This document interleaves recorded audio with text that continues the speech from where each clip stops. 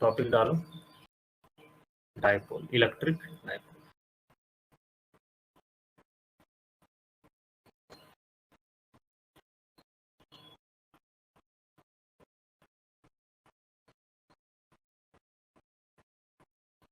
Electric dipole क्या हुआ,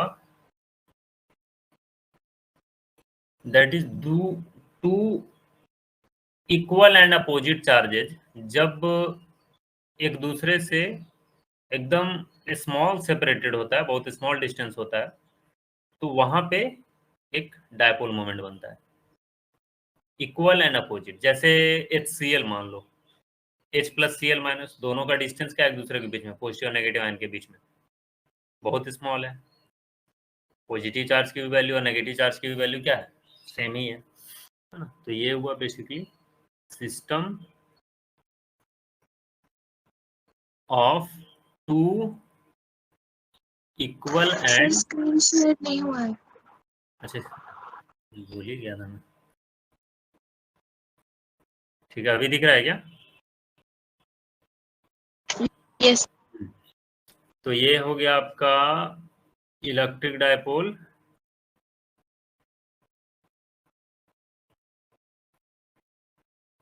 system of two equal and opposite charge separated by a small distance d। ठीक है, जैसे देखो एक चार्ज यहाँ पे माइनस क्यू है, दूसरा चार्ज क्या है प्लस क्यू है, इनके बीच का सेपरेशन क्या है, एकदम स्मॉल है, d। तो इनका जो डाइपोल मोमेंट होगा वो क्या होगा, देखो इसका जो डायरेक्शन होता है नेगेटिव चार्ज से पॉजिटिव चार्ज की तरफ होता है, इसको स्मॉल p से डिनोट करते हैं, और इसकी जो वैल्यू होती है q into D.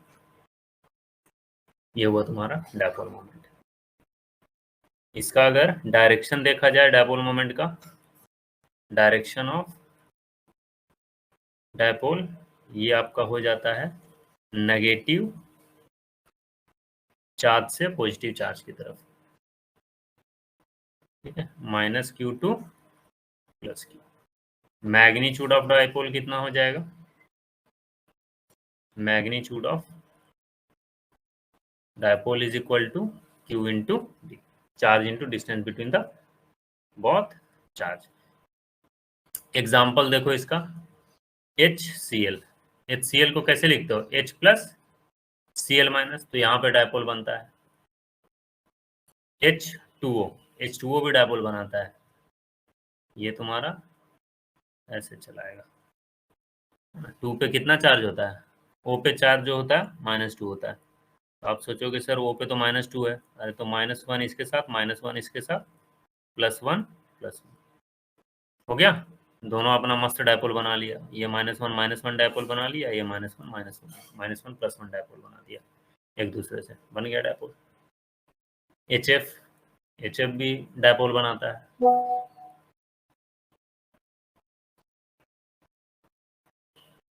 HF, H plus F minus, यहाँ भी डाइपोल बन रहा है। डायरेक्शन क्या हो जाएगा डाइपोल का, नेगेटिव चार्ज से पॉजिटिव चार्ज की तरफ, है ना। तो डाइपोल मोमेंट का डायरेक्शन जो है नेगेटिव चार्ज से पॉजिटिव चार्ज रहेगा। डाइपोल का मतलब है कि दो इक्वल एंड अपोजिट चार्ज जो है स्मॉल सेपरेटेड रहेगा। ठीक है, चलिए क्वेश्चन पे आए क्या। Yes sir.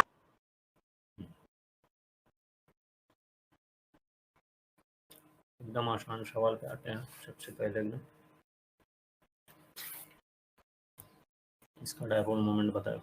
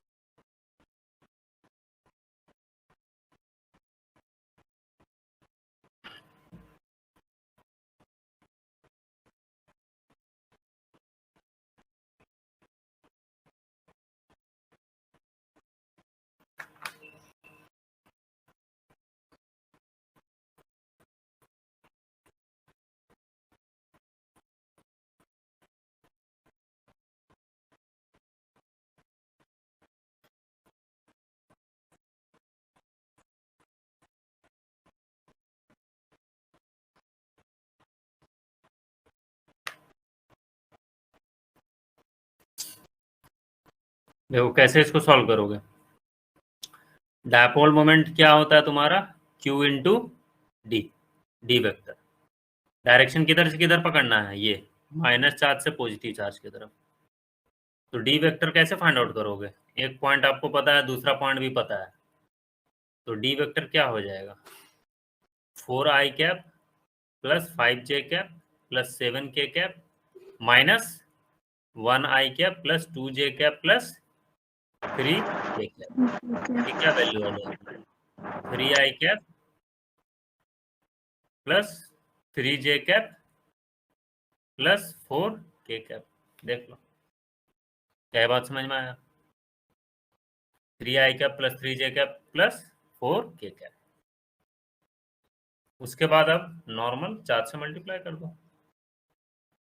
चार्ज की वैल्यू कितनी है 2, ये 3i cap plus 3j cap plus 4k cap, that will be equal to 6i cap plus 6j cap plus 8k cap. ये होगा तुम्हारा डायपोल मोमेंट का। ये तो एकदम बेसिक वाला सवाल है। चलो नेक्स्ट सवाल पे, कोई डाउट है क्या इस क्वेश्चन में? No sir. चलिए ये वाला सवाल करिएगा।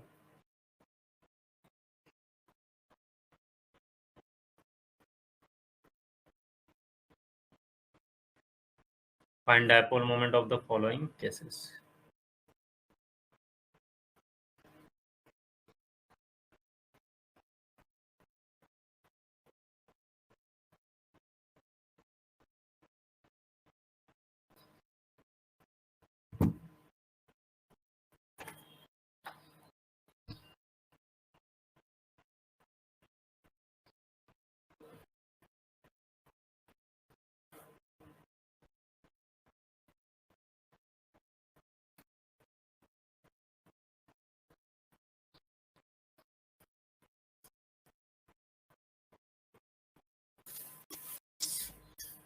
देखिए इस टाइप का क्वेश्चन कैसे होगा, find dipole moment of the following cases. कैसे करोगे इस टाइप का, अभी देखो इक्वल एंड अपोजिट चार्ज तो कहीं दिख नहीं रहा है, तो कैसे करोगे? क्या इसको ऐसे लिख सकते हो,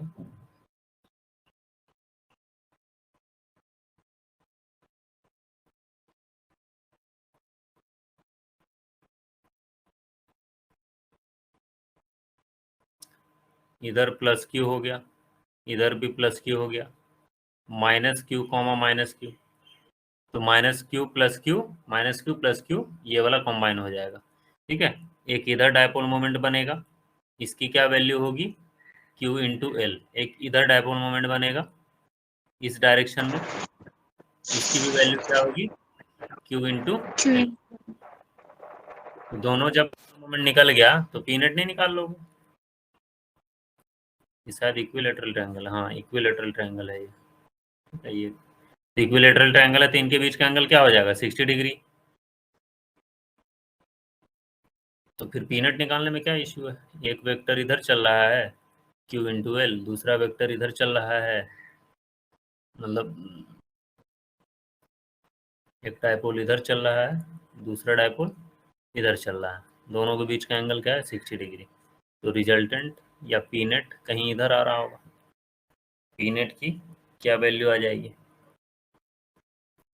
पी नेट जो आपका चला आएगा वो आ जाएगा P square plus 2p² cos 60 degree का अंडर रूट, है ना। तो ये P square plus 2p² into half cos 60 की वैल्यू हाफ होती है तो कितना हो जाएगा ये √3p, that is √3q into L.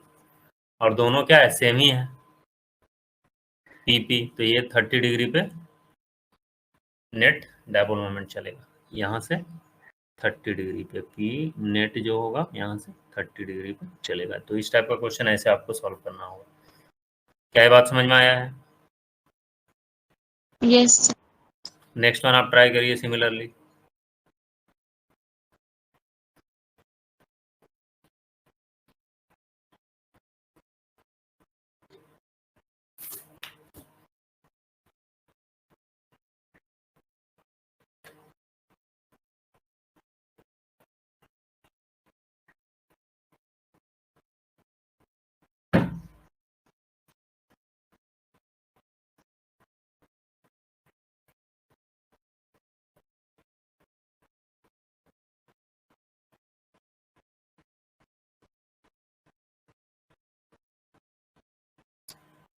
Sir 5 R cube 5 क्या 5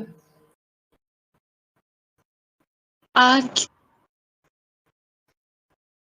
5R क्यूब। क्यूब अरे पूरा बोलो तो पहले माइक बंद कर दे रहे हो। Sir 5R cube yes 5R cube is the correct answer. सही है ना। कैसे कैसे बनेगा एक डायपोल मोमेंट? एक तो इधर बनेगा Q इंटू 4R, एक इधर बनेगा Q इंटू 3R। दोनों के बीच का एंगल क्या है 90 डिग्री। तो एक डायपोल इधर, इसको P1 ले लो, एक डायपोल इधर ले लो, P2 ले लो, इनके बीच का एंगल 90 डिग्री। तो P नेट कहीं इनके बीच में आएगा और P नेट की value P1 square plus P2 का स्क्वायर। ठीक है, तो this is equal to 5QR चला आएगा। यही आंसर आया ना 5QR। Yes sir.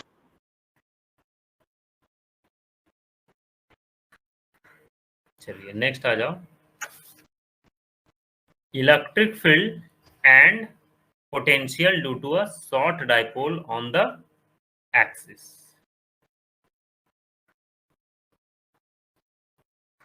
Electric field and potential due to short dipole at a point on axis। देखो अब एक्सिस पॉइंट क्या हो गया, सबसे पहले इलेक्ट्रिक फील्ड फाइंड आउट करेंगे, फिर पोटेंशियल भी फाइंड आउट करेंगे। इलेक्ट्रिक फील्ड फर्स्ट नंबर में इलेक्ट्रिक फील्ड फाइंड आउट करेंगे। देखो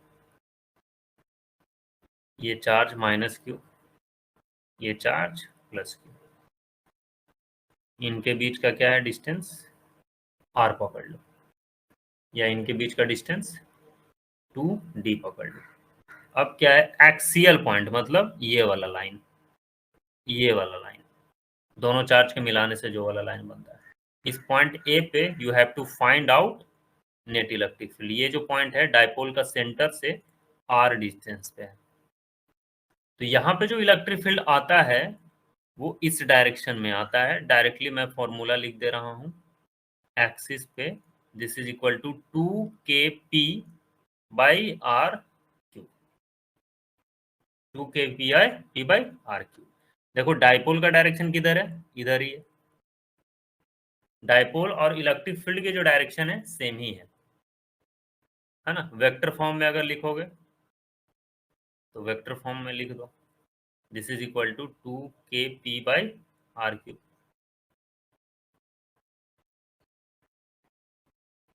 ये क्या है वेक्टर फॉर्म में। अगर स्केलर फॉर्म में लिखना है तो स्केलर फॉर्म में लिखो 2kp बाई R क्यूब, है ना। ये क्या है मैग्नीट्यूड फॉर्म, मैग्नीट्यूड फॉर्म। यहाँ पे ये ध्यान रखना है कि जब भी आप एक्सियल पॉइंट पे इलेक्ट्रिक फील्ड फाइंड आउट कर रहे हो तो डायपोल का डायरेक्शन और इलेक्ट्रिक फील्ड की डायरेक्शन सेम होती है। देखो डायपोल भी इधर ही चल रहा है और इलेक्ट्रिक फील्ड भी उधर ही चल रहा है, सेम डायरेक्शन में चलता है। और वैल्यू याद रख लो, रट जाओ 2kp बाई R क्यूब, है ना। और डायपोल की वैल्यू क्या हो जाएगी, डायपोल 2q इंटू 2d, ये हो जाएगा डायपोल। और डायपोल मैग्नीट्यूड में q इंटू 2d, जो आपको सही लगे लगा दो, है ना। तो नोट डाउन करके यहाँ पे लिखो direction of dipole and electric field are same, है ना। नेक्स्ट आ जाओ पोटेंशियल पे, सेकेंड नंबर। फॉर्मूला याद रहेगा आपको? सर यहाँ पे चार्ज माइनस क्यू ले लो, यहाँ पे चार्ज प्लस क्यू ले लो, इनके बीच का डिस्टेंस क्या है? 2d लिया है, वही एक्सियल पॉइंट पे बोला है आपको। अब यहाँ पे पोटेंशियल फाइंड आउट करना है, तो पोटेंशियल तो स्केलर क्वांटिटी है, कोई डायरेक्शन का जरूरत नहीं है। ये सेंटर ऑफ डायपोल का सेंटर से r डिस्टेंस पे है, ये है ना। डायपोल मोमेंट की क्या वैल्यू हो जाएगी? q into 2d।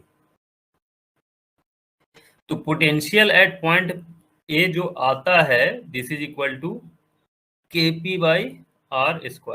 रट जाइए, ये पोटेंशियल का कोई डायरेक्शन नहीं होता है, मैग्नीट्यूड ही फॉर्म होता है। तो एट एक्सियल पोजीशन पे डायपोल मोमेंट पोटेंशियल जो होता है kp/r³ होता है, ठीक है, याद रहेगा। नेक्स्ट आ जाओ एक्सियल लाइन पे।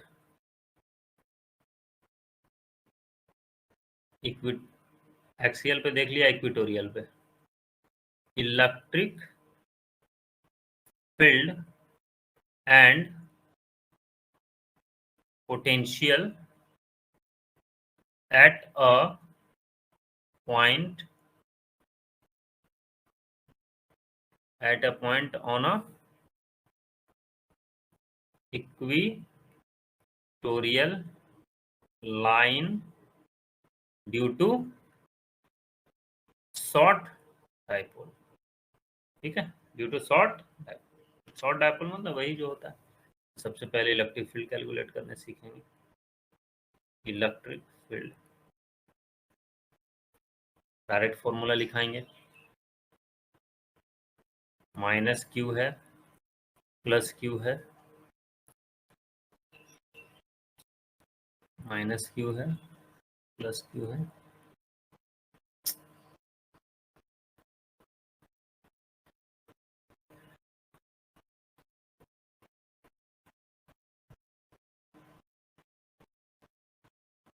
इक्वेटोरियल लाइन, यही लाइन हुआ ना, perpendicular to the line joining of both charges. ये हो गया तुम्हारा इक्वेटोरियल लाइन, ठीक है। ये क्या हो गया? इक्वेटोरियल लाइन, इक्वेटोरियल लाइन, है ना। इन चार्ज के बीच का जो डिस्टेंस है, यहाँ से यहाँ के बीच का डिस्टेंस है 2d है, और ये एकदम सेंटर ओरिजिन से क्या डिस्टेंस है? ये r है। इस पॉइंट ए पे आपको इलेक्ट्रिक फील्ड फाइंड आउट करना है। तो इस समय जो देखो डायपोल की क्या डायरेक्शन है, नेगेटिव चार्ज से पॉजिटिव चार्ज की तरफ, डायपोल का तो यही डायरेक्शन होगा। Yes sir. नेगेटिव चार्ज से पॉजिटिव चार्ज की तरफ, इलेक्ट्रिक फील्ड का डायरेक्शन डायपोल का अगेंस्ट में, यहाँ पे इलेक्ट्रिक फील्ड डायपोल का अगेंस्ट में, इक्वेटोरियल। और इस इलेक्ट्रिक फील्ड इक्वेटोरियल की जो वैल्यू होती है, this is equal to kp/r³। Vector form में लिखोगे तो माइनस साइन के साथ लगाना होगा, क्यों? क्योंकि इलेक्ट्रिक फील्ड एंड डायपोल का डायरेक्शन क्या है? अलग अलग है। मैग्नीट्यूड फॉर्म में आप डायरेक्टली kp/r³ लिख दो, ठीक है। तो नोट डाउन करके लिखिए, direction of electric field and dipole are opposite. क्या ये बात समझ में आया? देखो इलेक्ट्रिक फील्ड एंड डायपोल का डायरेक्शन अपोजिट है, याद रखना है इसको, अभी न्यूमेरिकल इस पे होगा। सेकंड नंबर आइए पोटेंशियल। बता सकते हो पोटेंशियल क्या होगा इक्वेटोरियल लाइन पे? kp बाय नहीं, 0। मैं इसका बता भी दूंगा प्रूफ कैसे है। मान लो ये पॉइंट पे आपको, पॉइंट ए पे आपको पोटेंशियल फाइंड आउट करना है। ये डिस्टेंस क्या होगा? r होगा। ये भी डिस्टेंस क्या होगा? r ही होगा। बहुत चार्ज के लिए पोटेंशियल देख लो, potential at A, potential due to plus Q plus potential due to minus Q. Plus Q के लिए क्या लिखोगे, K Q by R. Minus Q के लिए क्या लिखोगे, K Q by R. Minus sign के साथ लेना होगा, कट गया, पोटेंशियल एट ए क्या आ गया, जीरो आ गया। तो इक्वेटोरियल का किसी भी पॉइंट पे जो पोटेंशियल होता है वो जीरो होता है, कहीं पे भी जीरो ही होता है। इक्वेटोरियल लाइन पे पोटेंशियल ऑलवेज जीरो होता है। क्लियर है? तो at Yes, sir. Equatorial line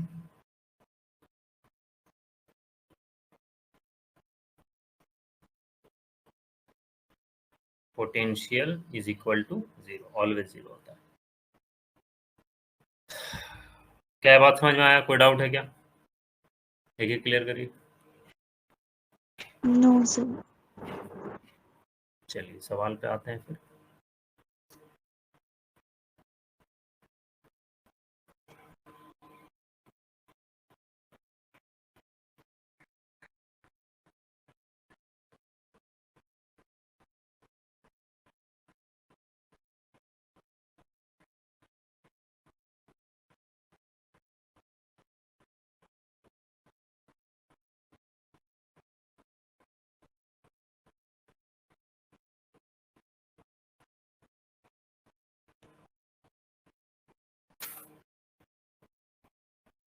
solve करो।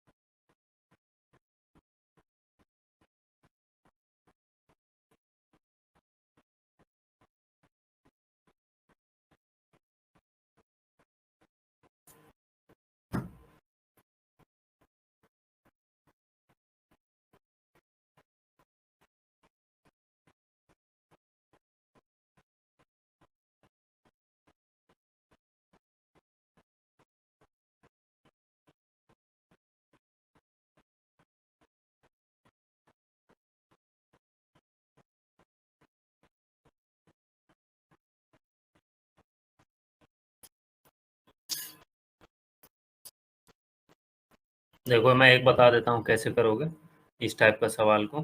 आपको पॉइंट ए पे क्या फाइंड आउट करना है, Field.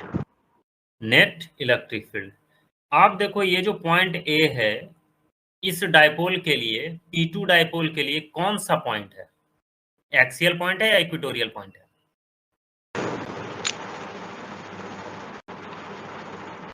पॉइंट ए जो है, ये जो P2 जो डाइपोल है उसके लिए कौन सा पॉइंट है, इक्वेटोरियल है या एक्सियल है? एक्सियल पॉइंट तो इधर कहीं लाई करेगा ना, इसका एक्सिस पे, ये वो तो है Yes, नहीं, sir. ये तो परपेंडिकुलर लग रहा है। ये कौन सा है, इक्वेटोरियल। इक्वेटोरियल पे देखो इलेक्ट्रिक फील्ड क्या होता है, डाइपोल का अगेंस्ट में होता है। क्या होगा इसका value, k P2 K by P by r cube, है ना। आर क्यू मतलब ये वाला जो डिस्टेंस है, ये वाला डिस्टेंस के साथ लोग, ये डिस्टेंस कितना है, 3 है, तो 3 का स्क्वायर।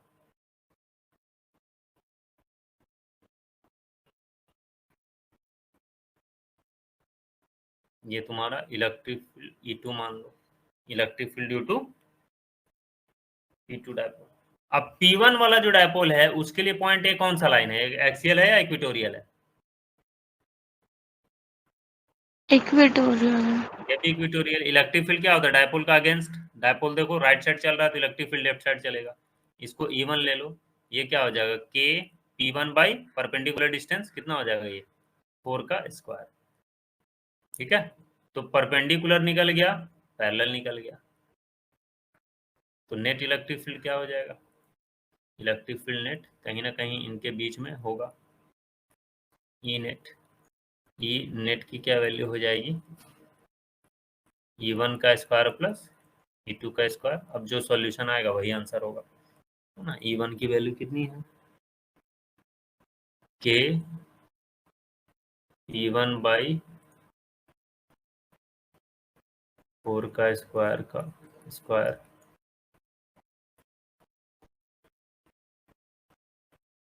एंड E2 कितना है, के पी टू बाई 3 का स्क्वायर का ये अंडर रूट चढ़ा दो, जो सॉल्यूशन आएगा आंसर आएगा। ये कंसेप्ट के लिए है, ठीक है। Yes sir. अच्छा ये आर क्यूब लेना होगा ना, सॉरी के पी बाई आर क्यूब ना, ये आर क्यूब लोगे, ठीक है, क्यूब लोगे ना। चलो नेक्स्ट होना है। सिमिलरली आप यहाँ पे ट्राई करो find electric field at A.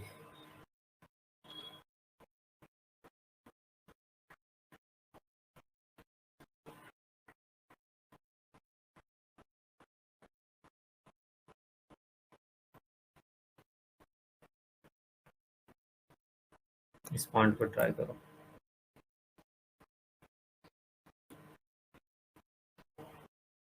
Point A पे इलेक्ट्रिक फील्ड फाइंड आउट करो। बस आप ये देखो एक्सियल लाइन है कि इक्विटोरियल लाइन है, उसके हिसाब से आपको इलेक्ट्रिक फील्ड याद कर लेना है। एक्सियल पे 2 k p by are cube, equatorial पे k p by are cube, उसके हिसाब से फिर सॉल्व करोगे।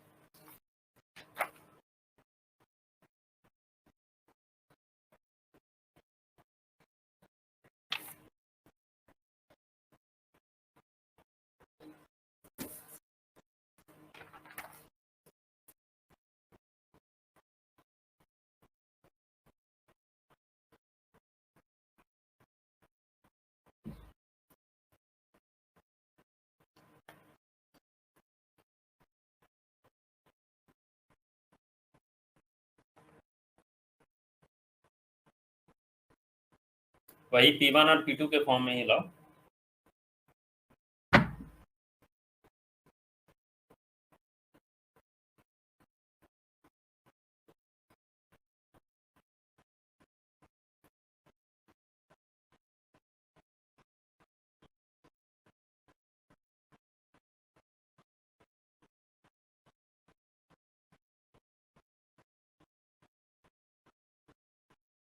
अगर ऊपर वाला जो क्वेश्चन कराया है इसको वेक्टर फॉर्म में लिखना होगा, तो वेक्टर फॉर्म में इनेट क्या लिखोगे? इनेट जो वेक्टर फॉर्म में आप लिखोगे के P1 बाई 4 चौके 16, 16 चौके 64 माइनस आई कैप, है ना, या माइनस साइन पहले लगा दो, आई कैप, फिर E2, ये भी माइनस के साइन आएगा, के P2 बाई 3 3 9 9 9 81 81, वेक्टर फॉर्म में ये आंसर होगा। बाकी स्केलर फॉर्म में मैग्नीट्यूड तो निकालने बता दिया है, यहाँ से करिए ये वाला।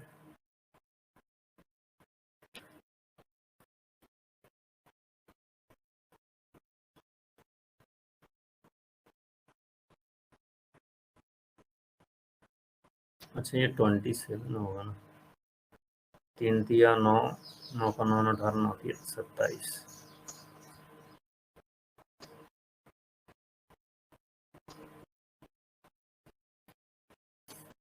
ट्राई करिए ये वाला पॉइंट है पे।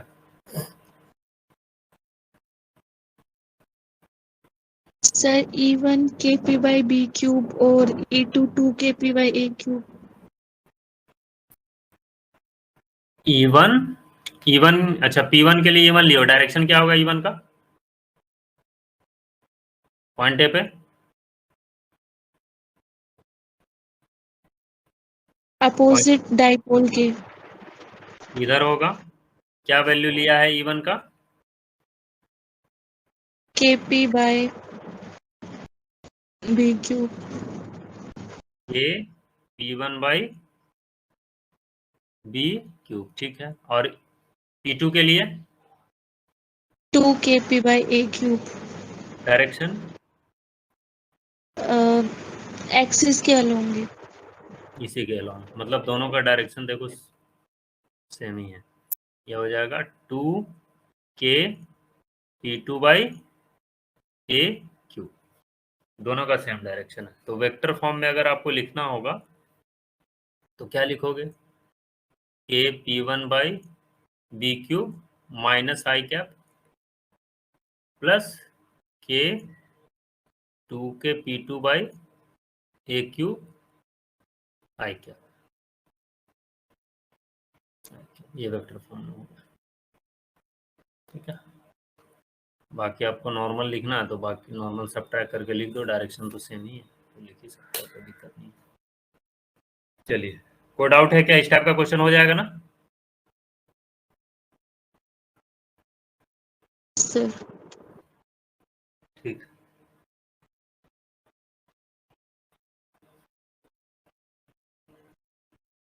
नेक्स्ट आ जाओ। जनरल पॉइंट पे, एक्सियल इक्वेटोरियल पे तो निकाल लिए, थर्ड वन पे आ जाओ। Electric field and potential at a general point due to short dipole। ठीक है,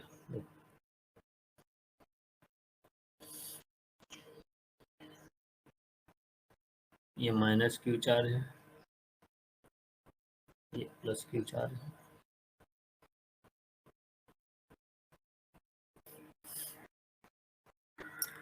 डायरेक्शन देखो, डायपोल का डायरेक्शन किधर है, नेगेटिव चार्ज से पॉजिटिव चार्ज का तरफ। किसी जनरल पॉइंट ए पे आपको फाइंड आउट करना है इलेक्ट्रिक फील्ड एंड पोटेंशियल, जो कि ये क्या है, आर वेक्टर है, ये क्या है, थीटा एंगल फ्रॉम डायपोल से।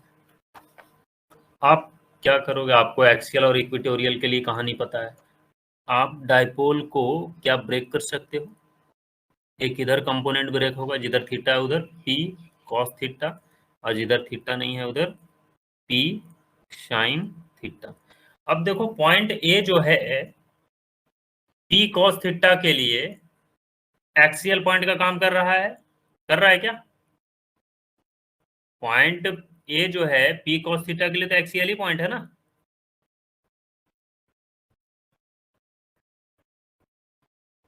पॉइंट ए देखो पी कॉस थीटा, ये अलग डायपोल एज्यूम किए, ये दोनों कंपोनेंट में ब्रेक कर दिए और अलग अलग अब करेंगे, तो ये एक्सियल पॉइंट काम कर रहा है। एक्सियल पॉइंट पे इलेक्ट्रिक फील्ड क्या सिखाया था, 2kp/r3, ये हो जाएगा 2kp cos theta by r3।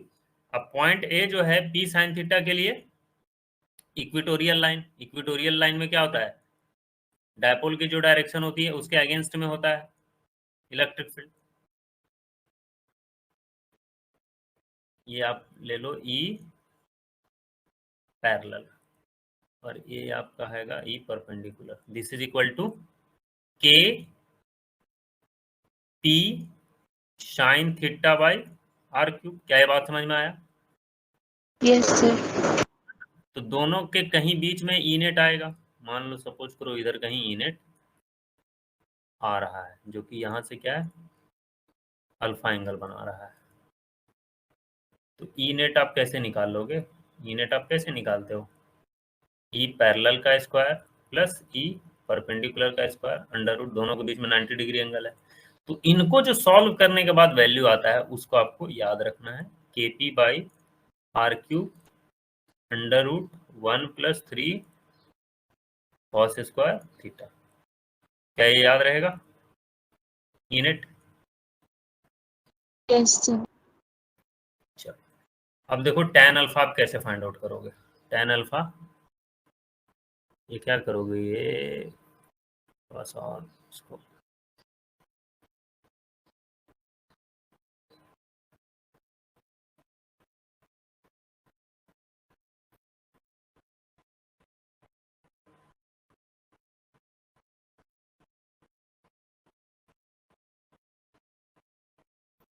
ये अल्फा,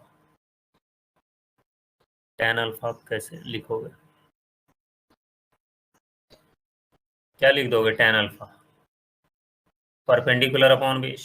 परपेंडिकुलर क्या हो गया, ई परपेंडिकुलर, बेस क्या हो गया, ई पैरेलल। ट्रायंगल में देख लो, ये वाला ट्रायंगल में आप वैल्यू पुट कर दो यहाँ पे, ई परपेंडिकुलर क्या आ रहा है KP sine theta by r r cube, और ये हो जाएगा E parallel 2KP cos cos theta theta. By. तो ये देखो tan अल्फा क्या आ रहा है निकल के, tan अल्फा निकल के आ रहा है KP के, ये वाला पोर्शन उड़ेगा, KP उड़ा, आर क्यूब से आर क्यूब उड़ा, 1/2 tan थीटा। तो अल्फा एंड थीटा में रिलेशन भी चल के आ गया हम लोग का, अल्फा एंड tan थीटा में रिलेशन भी आ गया। अब इसी पॉइंट ए पे मान लो पोटेंशियल फाइंड आउट करने बोला है, पोटेंशियल, इलेक्ट्रिक फील्ड पहले निकाला, इलेक्ट्रिक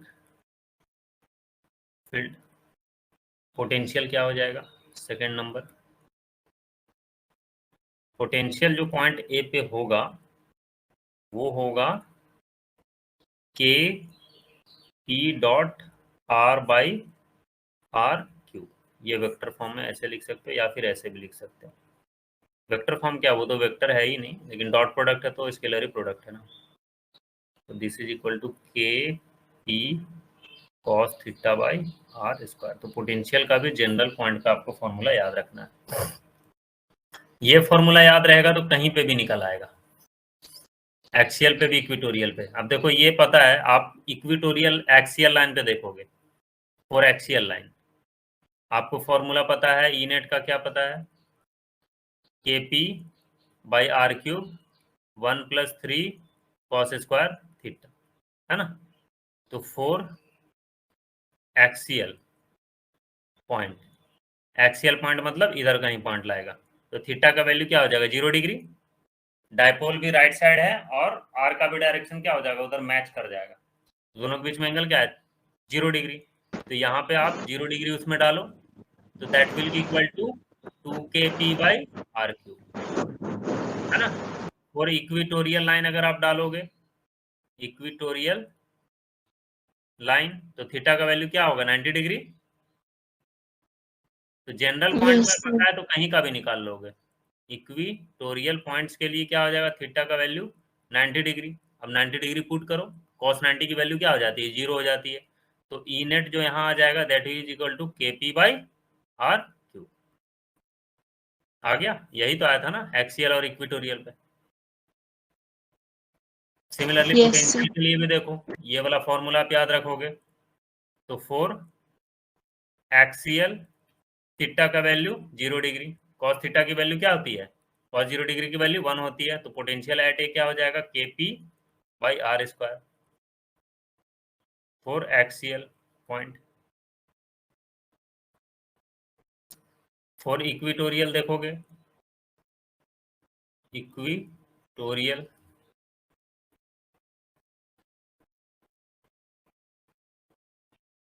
तो इक्विटोरियल के लिए थीटा का वैल्यू 90 डिग्री। तो यहाँ से पोटेंशियल एट ए क्या आ जाएगा, 0, कॉस 90 की वैल्यू 0 हो जाती है। क्या बात क्लियर है, यस सर। ठीक। नेक्स्ट हम लोग आते हैं सवाल, इस पे मैं देख रहा हूँ।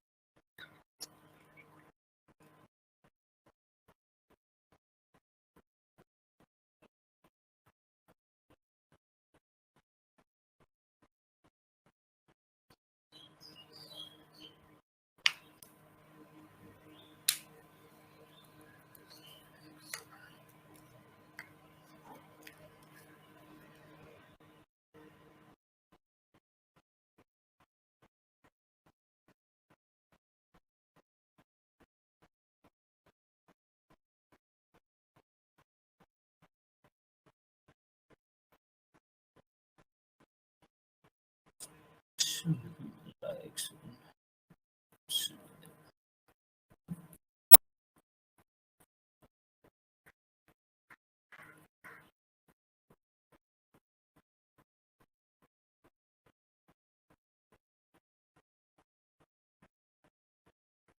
है, चलिए आगे बढ़ते हैं।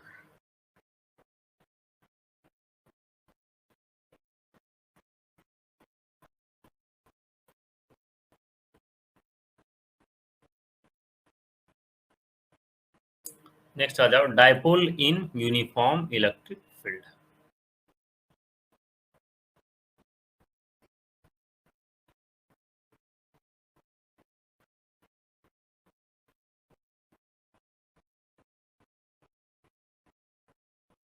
Dipole in uniform electric field. Dipole in uniform electric field क्या है ये, देखिए।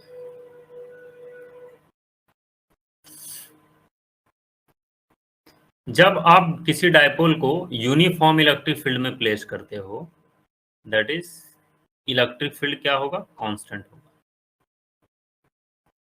इधर पे constant electric field right side चल रहा है, इसमें आपने डायपोल को प्लेस किया है, माइनस क्यू एंड इधर पे प्लस क्यू।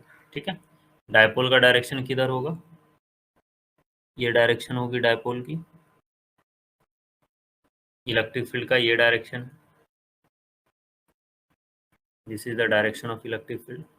दोनों के बीच में सपोज करो एंगल थीटा, अभी रहने दो थीटा, थीटा की बात नहीं करेंगे। ये है इलेक्ट्रिक फील्ड। सबसे पहले हम लोग नेट फोर्स फाइंड आउट करेंगे electric dipole in uniform electric field में।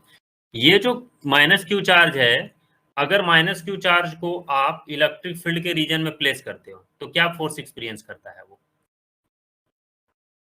Against the electric field, Q into E. अगर पॉजिटिव चार्ज है तो इलेक्ट्रिक फील्ड के along Q into E. F net अगर देखा जाए, F net is equal to क्या लिखोगे आप, Q E minus Q E, दोनों का डायरेक्शन क्या अपोजिट है, तो नेट फोर्स की वैल्यू क्या हो गई, जीरो हो गई। एफ नेट की जो वैल्यू है यहाँ पे जीरो हो गई। तो जब भी आप डायपोल को यूनिफॉर्म इलेक्ट्रिक फील्ड में प्लेस करते हो तो नेट फोर्स की वैल्यू ऑलवेज जीरो होती है ना। Yes. Always zero when dipole is placed in uniform electric। क्या बात समझ में आया, जब yes dipole sir. Electric field में प्लेस करो तो नेट फोर्स की वैल्यू जीरो होती है। नेक्स्ट आ जाओ torque. Torque is equal to क्या होता है,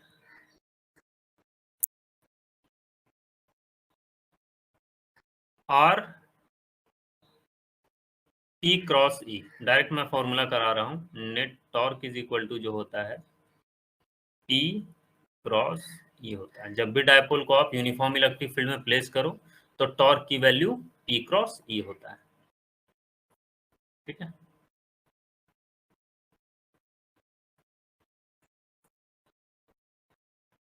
टॉर्क का डायरेक्शन, पी का डायरेक्शन किधर है, ये इस डायरेक्शन में चल रहा है, इलेक्ट्रिक फील्ड किधर चल रहा है, ये चल रहा है, इनके बीच का एंगल मान लो थीटा है। ठीक है, डायपोल और इलेक्ट्रिक फील्ड के बीच का एंगल। तो net torque is equal to क्या होगा, torque is equal to p into E into sine theta, ये मैग्नीट्यूड फॉर्म में।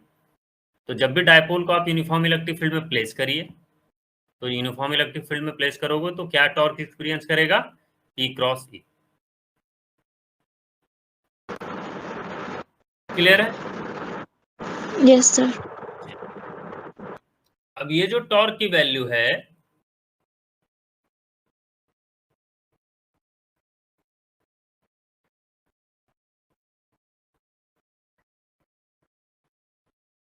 जब थीटा इक्वल टू सपोज करो if theta equal to 0 degree है, मतलब इलेक्ट्रिक फील्ड भी इधर ही चल रहा है एंड डायपोल भी इधर ही चल रहा है।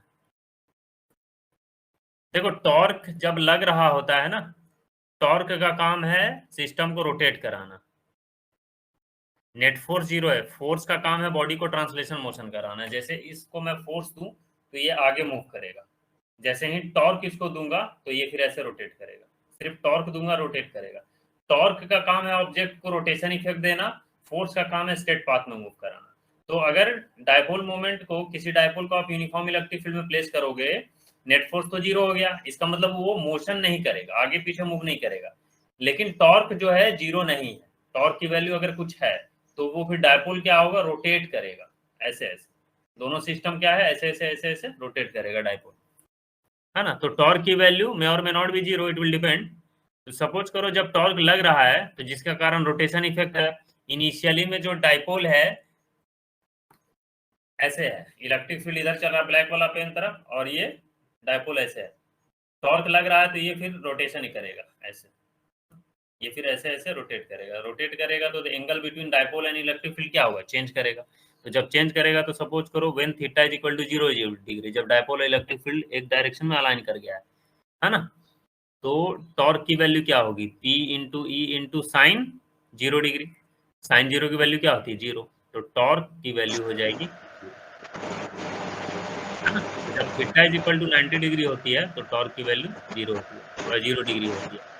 If theta is equal to 90 degree, मतलब इलेक्ट्रिक फील्ड इधर है और डायपोल घूम के ऐसे चला गया है, दोनों के बीच में एंगल क्या है, 90 डिग्री। तो इस केस में क्या होगा, टॉर्क की value P into E into sine 90 degree. Sine 90 की वैल्यू क्या होती है, 1। तो ये टॉर्क मैक्सिमम हो गया, विच इज P इंटू, है ना।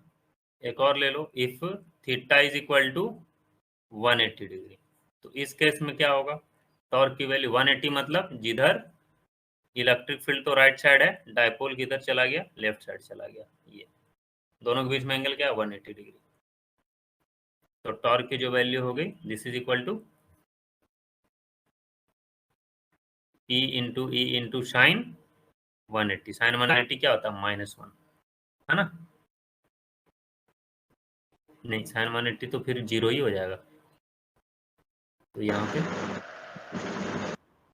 0 हो जाएगा, ये भी 0 हो जाएगा। तो पैरेलल हो डायपोल इलेक्ट्रिक फील्ड के या फिर एंटी पैरेलल हो, टॉर्क की वैल्यू वहां पे 0 हो जाएगी, ठीक है।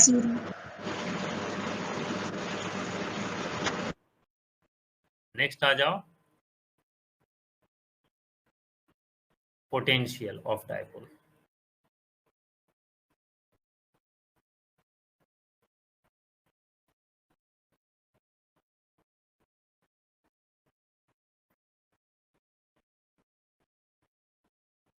पहले हम लोगों ने फोर्स देख लिया, फिर टॉर्क देख लिया,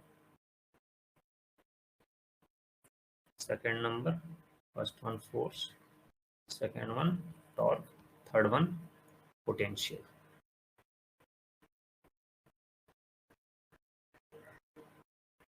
ठीक है, पोटेंशियल का जो फॉर्मूला है वो आपको याद रखो, U is equal to minus P dot E। Potential is equal to minus P dot E, बस ये याद रखना है।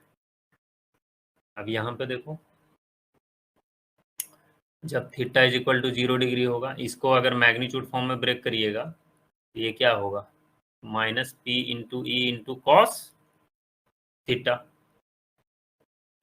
कॉस थीटा, जब मान लो theta is equal to 0 degree है।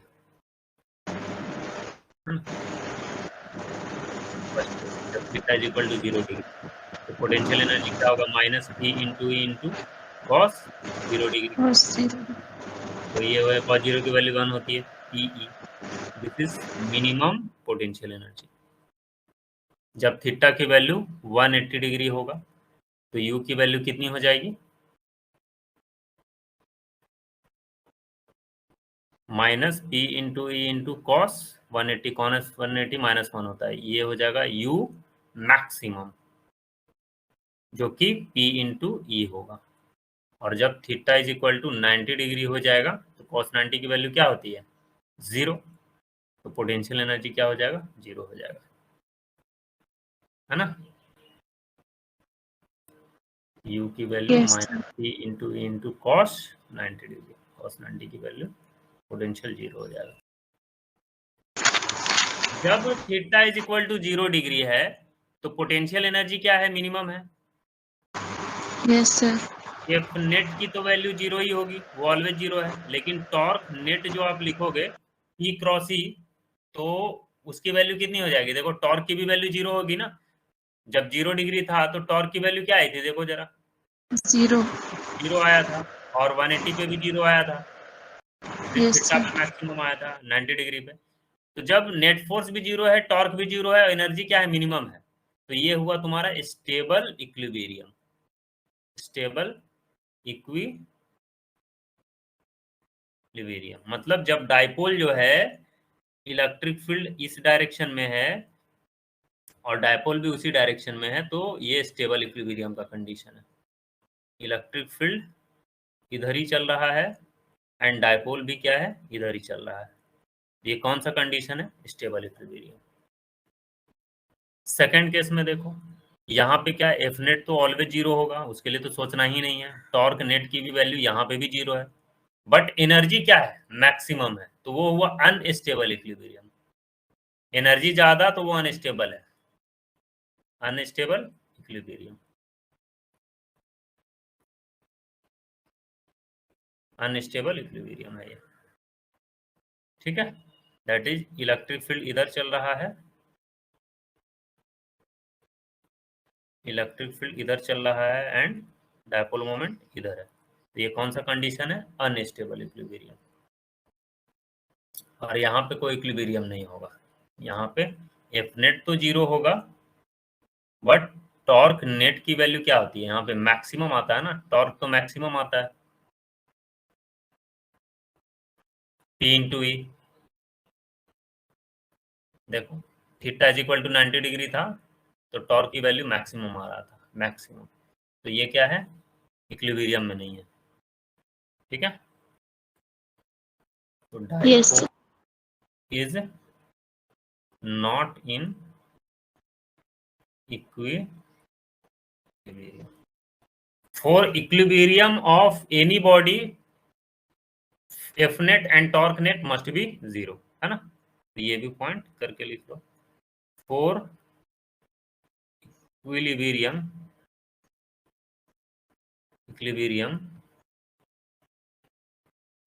एफ नेट मस्ट भी 0 होना चाहिए एंड टॉर्क नेट मस्ट भी 0 होना चाहिए। ये दोनों कंडीशन ऑलवेज ट्रू होगा, कोई भी अगर बॉडी इक्विलिब्रियम में होगा। ये एनएलएम का पार्ट है, एनएलएम में ये सीखते हो अगर आपको याद होगा तो। ठीक है, Yes, sir. ओके, आगे बढ़ते हैं, इस पे सवाल वगैरह करते हैं।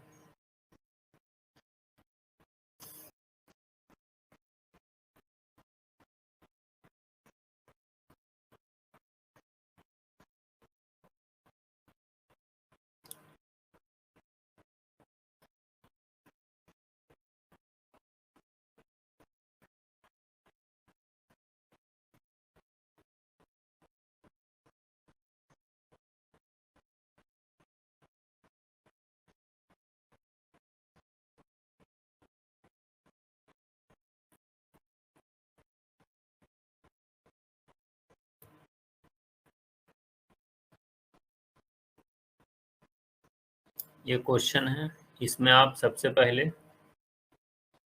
टॉर्क फाइंड आउट करो, है ना। नहीं, एफ नेट फाइंड आउट करो, दूसरा फाइंड आउट करो torque net,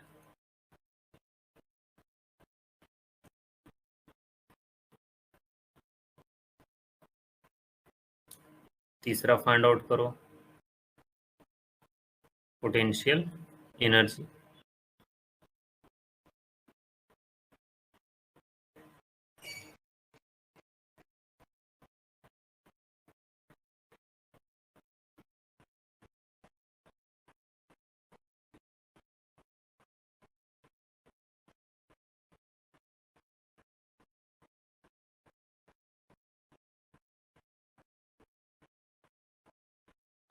sir F net 0, ठीक है, टॉर्क PE/2 ठीक है, करेक्ट है। और पोटेंशियल माइनस PE√3/2। ठीक, ये वाला फाइंड आउट करो। चौथा नंबर, find work done by external agent to rotate dipole so that angle between dipole and electric field become 45 degree. मतलब अभी 30 डिग्री है, टॉर्क लग रहा है, तो टॉर्क लग रहा है तो टॉर्क का काम क्या है? रोटेट कराना, रोटेट करा के वो 45 डिग्री पे ले आएगा। तो work done by external agent find out करना है। फॉर्मूला पता है ना work done by external agent का? हम्म,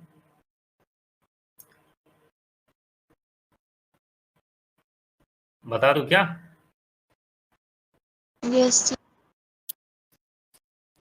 देखो, work done by external agent जो होता है वो U final minus U initial होता है।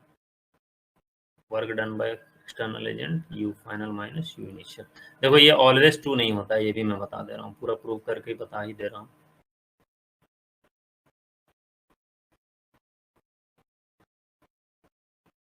Important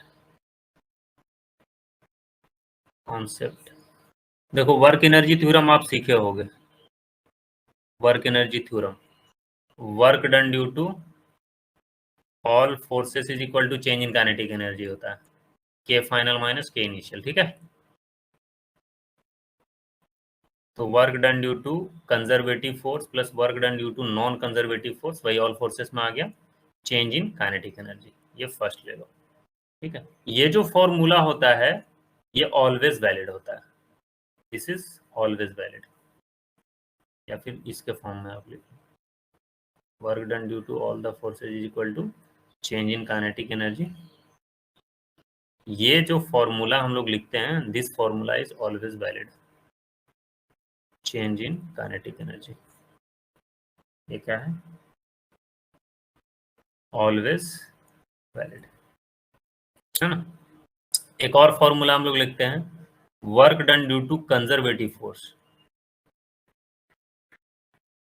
conservative force is equal to minus of change in potential energy, ठीक है। ये फॉर्मूला भी क्या है? ऑलवेज वैलिड होता है, ऑलवेज वैलिड। ये दोनों फॉर्मूला काफी इंपॉर्टेंट है, 11th क्लास का है, वर्क एनर्जी थ्योरम का रहता है, काफी इंपॉर्टेंट होता है। चलो फर्स्ट टिप से आओ कि work done due to all forces मतलब work done due to conservative plus work done due to non conservative, non conservative is equal to change in kinetic energy. अगर काइनेटिक एनर्जी कांस्टेंट हो, kinetic energy क्या हो? Constant, तो मतलब change in kinetic energy zero हो जाएगा। Yes sir. तो work done due to conservative plus work done due to non conservative force की वैल्यू क्या हो जाएगी? जीरो, है ना। तो work done due to non conservative या फिर work done due to external agent is equal to minus of work done due to conservative force, यहां से देखिए डेल्टा यू। तो work done due to external agent हम लोग क्या लिखते हैं? Minus of minus delta U, minus से माइनस उड़ गया, minus work done by external agent plus हो गया डेल्टा यू, ठीक है। तो work done due to external agent, ये जो वैल्यू हो गई U final minus U initial, ये है, ठीक है। ये फॉर्मूला तभी वैलिड है जब काइनेटिक एनर्जी क्या हो? कांस्टेंट हो या नियरली कांस्टेंट हो। Valid when kinetic kinetic energy is is constant.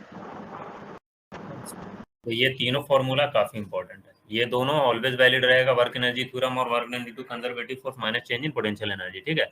तो यहाँ पे देखो work done due to external agent to rotate the dipole so that angle between इतना इतना कांस्टेंट। तो यहाँ हम लोग एज्यूम करेंगे, इस क्वेश्चन में एज्यूम करेंगे कि काइनेटिक एनर्जी क्या है आपका? कांस्टेंट है,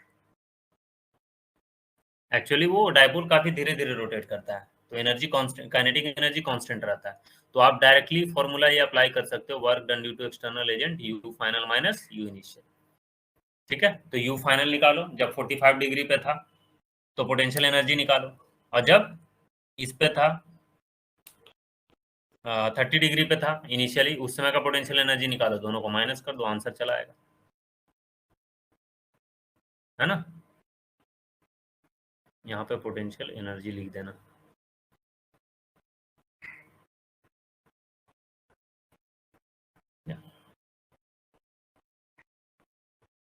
चलिए सॉल्व करिए, तो फटाक से निकालो क्या सॉल्यूशन है इसका।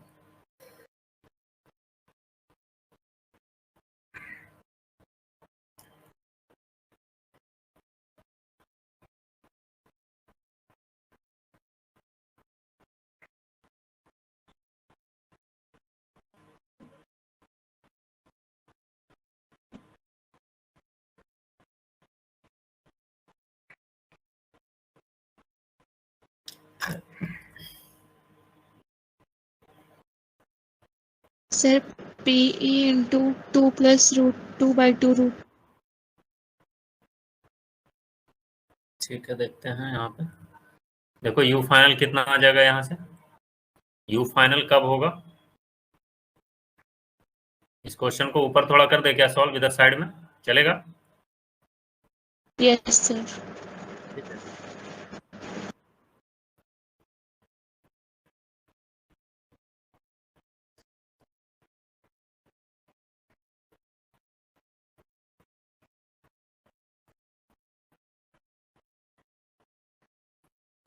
देखो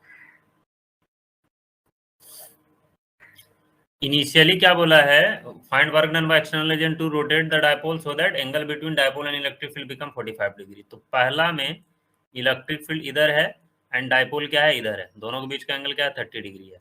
ये इनिशियल कंडीशन है। तो इनिशियल कंडीशन में देखो पोटेंशियल एनर्जी निकालो, माइनस पी डॉट ई, यही सीखे हम लोग। तो पी और ई के बीच का एंगल क्या है, 30 डिग्री है, तो minus P into E into cos 30 degree. Cos 30 की वैल्यू कितनी होती है, √3/2। √3/2। फाइनल कंडीशन क्या है, जब इलेक्ट्रिक फील्ड एंड डायपोल के बीच के एंगल क्या है, 45 डिग्री है। 45 डिग्री तो पोटेंशियल एनर्जी क्या चला आएगा, minus P into E into cos 45 means degree, 45 that is minus P into E 1/। 1/2। PE का वैल्यू तो पता है ना, निकाल लिया ना, पी की वैल्यू कितनी है,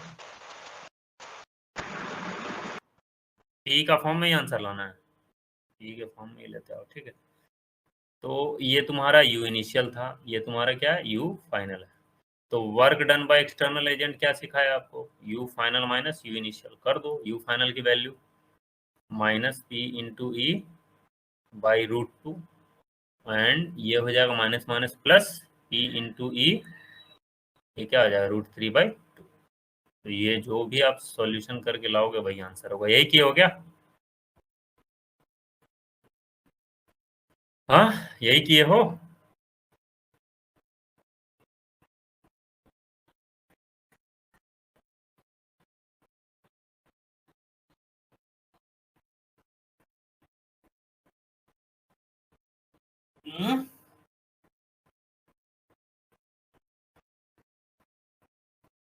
हेलो,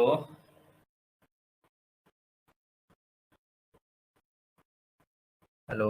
यस सर। यही आया आंसर।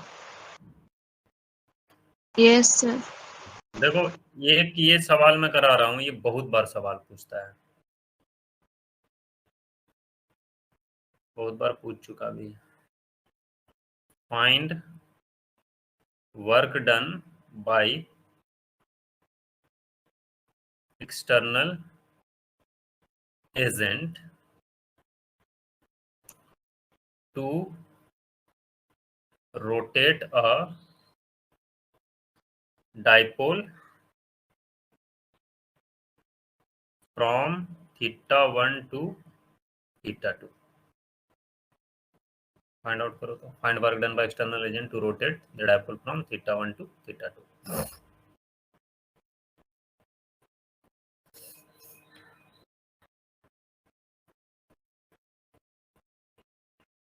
मतलब इलेक्ट्रिक फील्ड तुम्हारा इधर चल रहा है, इनिशियल जो है मान लो डाइपोल यहाँ पे है, ठीक है, ये θ1 है। अब इसको θ2 रोटेट करना है, θ1 से θ2, तो कितना वर्क डन करना पड़ेगा?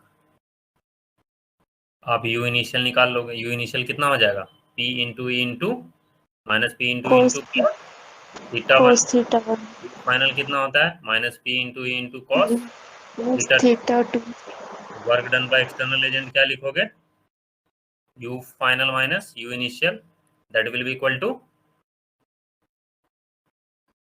Minus P into E into cos θ2, minus minus plus हो जाएगा, P into E into cos θ1, ठीक है। तो ये that will be equal to P into E, common ले लो, cos θ1 माइनस cos θ2, ये work done by external agent. देखो क्या है, बात समझ में आया कि नहीं? yes sir तो ऐसा आपको करना होगा।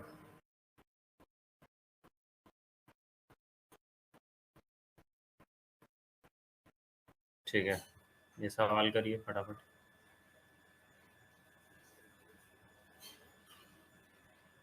पेपर कैसा हुआ? ओके ओके हुआ है ओके, चलो ठीक है।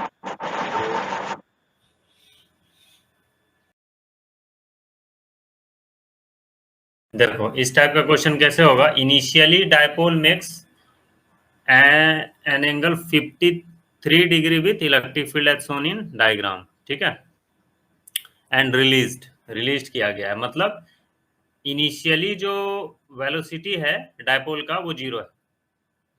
Find kinetic energy of dipole when it become parallel to the electric field, मतलब ये वाला फाइनल कंडीशन है, इलेक्ट्रिक फील्ड और डाइपोल क्या हुआ, फाइनली पैरेलल हो गया। तो क्या करोगे यहाँ पे, क्या हम लोग एनर्जी कंजर्व कर सकते हैं? एक्सटर्नल फोर्स तो कुछ लग नहीं रहा है, तो एनर्जी कंजर्व कर ही सकते हैं ना। yes तो yes is equal to E final, देखो ये वेराइटी ऑफ क्वेश्चन है ना, अच्छा है। काइनेटिक एनर्जी इनिशियल और potential energy initial is equal to क्या लिखोगे, kinetic energy final plus potential energy final. Initial velocity 0 है तो काइनेटिक एनर्जी 0 हो जाएगा। पोटेंशियल एनर्जी क्या सिखाया है, माइनस पी डॉट ई, यही करोगे, 53 डिग्री एंगल पे है इनिशियली, तो क्या लिखिएगा, minus P into E into cos 53 degree is equal to final kinetic energy you have to find out, और फाइनल पोटेंशियल एनर्जी क्या हो जाएगा, minus P into E into cos 0 degree, cos 0 की वैल्यू 1 हो जाती है, कॉस 53 डिग्री की value कितनी हो जाएगी, cos 53 degree 3/5 3/5 is equal to K F minus PE. तो यहाँ देखो काइनेटिक एनर्जी फाइनल की वैल्यू क्या आ जा रही है, पी माइनस 3/5, सॉल्व करके कितना आ जाएगा, 2/5 पी, वो फाइनल। क्या बात समझ में आया? yes तो sir यहाँ पे आपको एनर्जी कंजर्व करके सॉल्व करना होगा।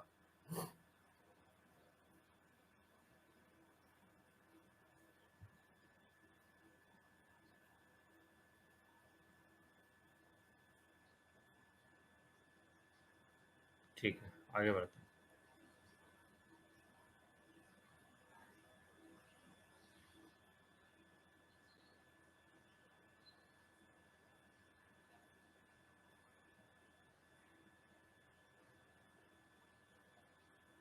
You have to find out final kinetic energy management value।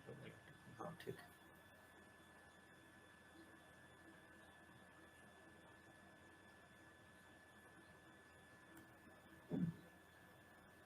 और रोटेशनल काइनेटिक एनर्जी क्या होता है, काइनेटिक एनर्जी इन रोटेशन क्या होता है, half I omega square. yes जब sir बॉडी ट्रांसलेट कर रहा होता है, दैट इज स्ट्रेट पाथ या रेक्टेलिनियर पाथ में मूव कर रहा होता है, तो काइनेटिक एनर्जी क्या लगती है, हाफ एम वी स्क्वायर। लेकिन अगर रोटेट कर रहा हो तो हाफ आई ओमेगा स्क्वायर। तो ये काइनेटिक एनर्जी इतने इक्वल है, तो 2/5 PE ये भी लिख सकते हो। अगर मान लो, मतलब फाइनल आंसर तो यही है, लेकिन अगर पूछ दे what is the moment of inertia of this dipole, या फिर what is the angular velocity, तो एंगुलर वेलोसिटी तो खैर अगर मान लो गिवन है तो यहाँ से आप moment of inertia find out कर सकते हो अगर पूछ दिया तो। क्योंकि डाइपोल को जब आप यूनिफॉर्म इलेक्ट्रिक फील्ड में प्लेस कर रहे हो तो नेट फोर्स तो जीरो है, तो वो ट्रांसलेट तो करेगा नहीं, तो सिर्फ रोटेट करेगा। रोटेशनल काइनेटिक एनर्जी क्या होता है? Kinetic energy in pure rotational motion जो होता है, net kinetic energy half I omega square, जब सिर्फ बॉडी रोटेट कर रहा होता है। तो अगर ट्रांसलेट करेगा तो हाफ एम वी स्क्वायर, अगर ट्रांसलेट प्लस रोटेट दोनों करेगा तो half M V square plus half I omega square. Clear है ये? Yes sir. चलिए बताते हैं।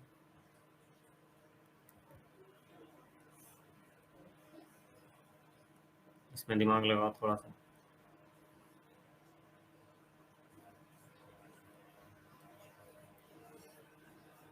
इस बार देखो फिजिक्स हो सकता है कि थोड़ा सा टफ रखे, तो इसलिए अपना प्रिपरेशन भी थोड़ा सा और अच्छा रखना है ना। Yes sir. ये एक्सपेक्टेड है, बट अपना प्रिपरेशन अच्छा रखोगे तो कोई दिक्कत की बात नहीं है। डाइपोल ये है placed at 1,2 and electric field is non uniform, find force on the dipole. अगर इलेक्ट्रिक फील्ड नॉन यूनिफॉर्म है तो फोर्स तो जीरो होगा नहीं, हो भी सकता नहीं भी हो सकता है। तो how will we find out the force? Sir बोलो।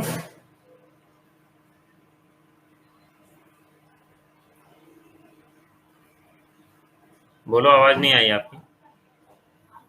Sir 6 I cap plus 12 J cap. 6 I cap plus 12 J cap, J cap plus है।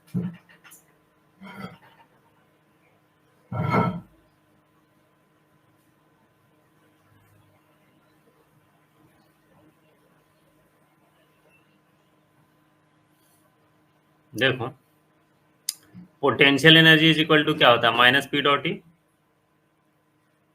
ठीक है, तो पोटेंशियल एनर्जी यहां से निकाल लो, minus 2 I cap plus 3 J cap, dot product करोगे 3x² आई कैप प्लस 4y जे कैप, 3x आई कैप प्लस 4y जे cap. यहां से क्या निकल के आ जाएगा?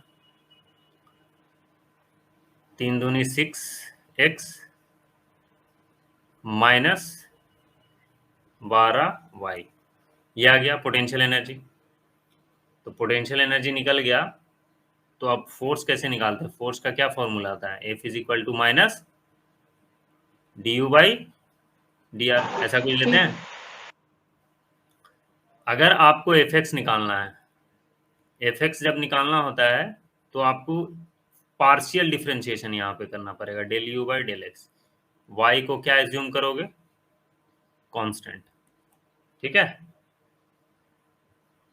तो यहाँ से देखो, करो यहाँ पे, ये वाला वाई को एज्यूम करोगे कांस्टेंट, तो ये वाला तो जीरो हो जाएगा ना, तो कांस्टेंट की वैल्यू, Fx की वैल्यू यस कितनी हो सर। जाएगी? करेक्ट है। y is equal to minus del U by del Y. यहाँ पे क्या लिखोगे? x constant. ठीक है, ये कितनी वैल्यू आ जाएगी fy की? 12। सही है, ये आपका 6 I cap plus 12 J cap. ऐसे ही किए हो? Yes sir. चलो बढ़िया, नेक्स्ट बनाते हैं।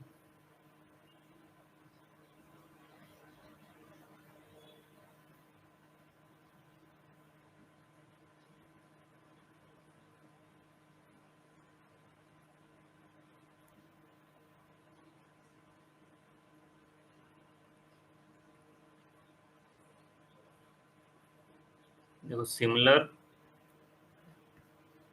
टाइप का क्वेश्चन है, ये करो।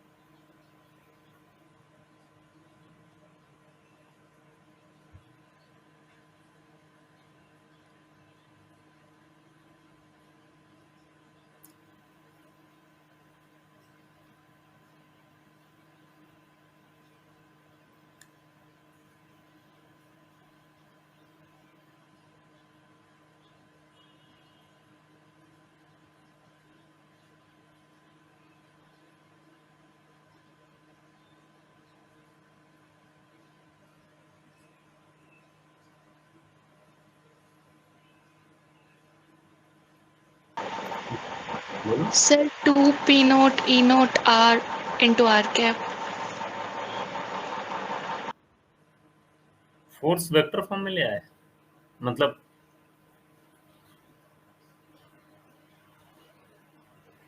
फिर से बोलना, 2P0 E0 R into R cap.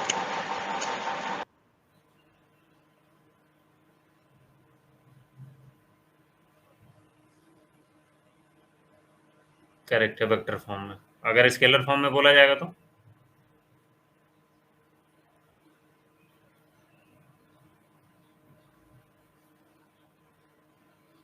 Scalar form में देखो, यहाँ पोटेंशियल एनर्जी निकाल लोगे माइनस P.E, ठीक है। तो देखो यहाँ पे देखो, जो डाइपोल की डायरेक्शन है और जो इलेक्ट्रिक फील्ड की डायरेक्शन है, दोनों सेम है क्या? दोनों देखो सेम यूनिट वेक्टर के साथ आ रहा है, मतलब दोनों electric dipole and electric field का डायरेक्शन क्या है? सेम है, एक ही Same. तरफ चल रहा है, इसलिए दोनों को सेम यूनिट वेक्टर दिया गया है। सेम यूनिट वेक्टर का काम क्या होता है? डायरेक्शन शो करना, ठीक है। और यूनिट वेक्टर का मैग्नीट्यूड कितना होता है? 1 होता है। यूनिट वेक्टर का तो मतलब यही है ना, this is unit Vector. Vector, ठीक है। तो यू की वैल्यू आप क्या लिखोगे? Potential energy E0 R cap dot R E0 E0 R square R R cap. square R जो cap. कांस्टेंट है उसको इधर हम लोग ले सकते हैं, P0 E0 आर स्क्वायर, ये क्या हुआ? R cap dot R cap. तो R cap dot R cap क्या होगा? जैसे आप मान लो एक वेक्टर ए इधर लेते हो, दूसरा वेक्टर बी इधर लेते हो, ये थीटा लिए, तो ए डॉट बी आप क्या लिखते हो? A vector B vector cos theta. A है क्या? This is magnitude of A, A है ना। vector. और ये क्या है? Magnitude of B. A B and vector. का मैग्नीट्यूड है। तो यूनिट वेक्टर का मैग्नीट्यूड क्या होता है? 1 होता है। और आर Yes, वेक्टर sir. और वेक्टर, मतलब अगर इसी में मैं बोलूं कि ए डॉट ए वेक्टर करो, तो क्या लिखोगे आप? ए वेक्टर इंटू कॉस 0 डिग्री ना। ए वेक्टर तो इधर ही है, और फिर ए वेक्टर इधर ही है, दोनों का डायरेक्शन तो सेम ही है, दोनों तो सेम ही वेक्टर है। Yes, sir. तो ये कितना हो जाएगा? ए डॉट ए का जो वैल्यू होगा वो हो जाएगा ए स्क्वायर, ठीक है। सिमिलरली जब आप unit vector dot unit vector करोगे, तो यूनिट वेक्टर का मैग्नीट्यूड क्या होता है? 1।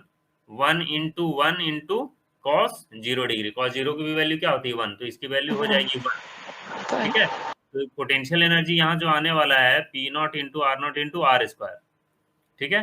और जब ये आ गया तो फोर्स की वैल्यू क्या होती है? Minus DU/dr।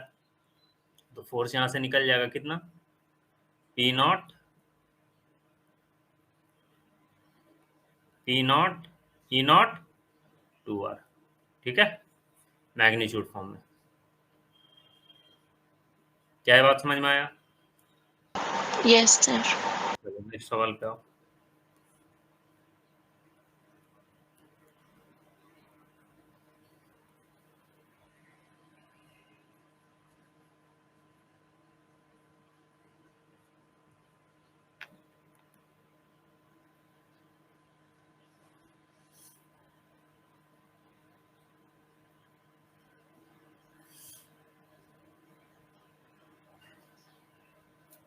इसका लीनियर चार्ज डेंसिटी लैम्डा आपको गिवन है।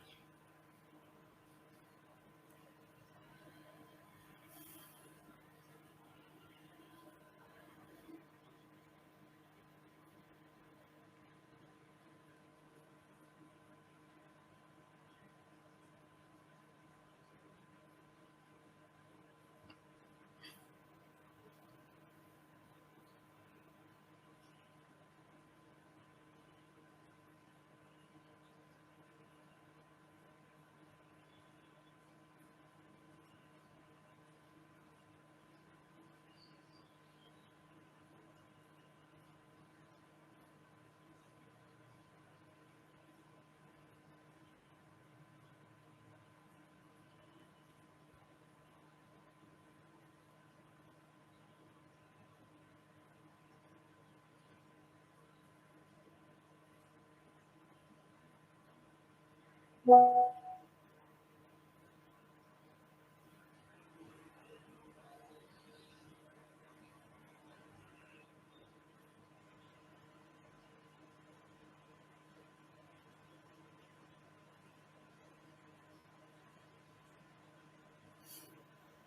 रहा है? नहीं सर। देखो, इनफाइनाइट वायर के लिए इलेक्ट्रिक फील्ड क्या होता है, वही है, यहाँ पे कुछ अलग नहीं है, बस इलेक्ट्रिक फील्ड आपको डायरेक्टली गिवन नहीं है। इनफाइनाइट वायर के लिए आर डिस्टेंस पे इलेक्ट्रिक फील्ड क्या होता है, 2k λ/r, फॉर्मूला याद है? Yes sir. तो बस इलेक्ट्रिक फील्ड मिल गया आपको, डायपोल पी गिवन है, angle between electric field and dipole given है, force by infinite wire on short dipole, potential energy निकाल लो पहले, minus E dot E is equal to minus P की वैल्यू पी ही ले लो, 2k λ/r cos 60 डिग्री। ठीक है, cos 60 की value कितनी हो जाएगी, हाफ, कितना हो जाएगा, पी बट के λ/r, यही होगा ना। Yes sir. अब पोटेंशियल एनर्जी निकल गया तो फोर्स नहीं निकाल लोगे, माइनस du/dr, कर दो एक बार डिफ्रेंशिएट, ये हो जाएगा पी के लैम्डा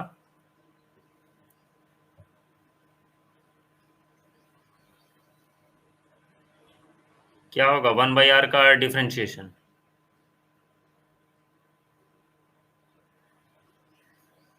माइनस माइनस प्लस हो गया, -1/r²। देखो क्या है, समझ में आया कि y yes equal to x⁴n रहता है ना, तो हम लोग क्या लिखते हैं इसका, dy/dx n इंटू x⁴n−1। यहाँ पे क्या है, y इज इक्वल टू जो कांस्टेंट है उसको कर दीजिए, r⁻⁻1 हो जाएगा, तो dy/dr कितना हो जाएगा, -1, फिर सॉरी माइनस r⁻⁻2 हो गया, तो -1/r², यही तो है इसका सॉल्यूशन। तो फोर्स इज इक्वल टू हो जाएगा पी के लैम्डा माइनस पी के λ/r², यही है इसका सॉल्यूशन।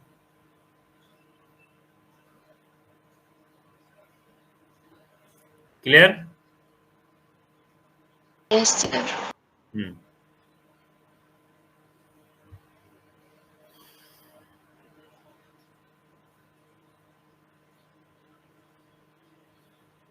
नेक्स्ट आ जाओ।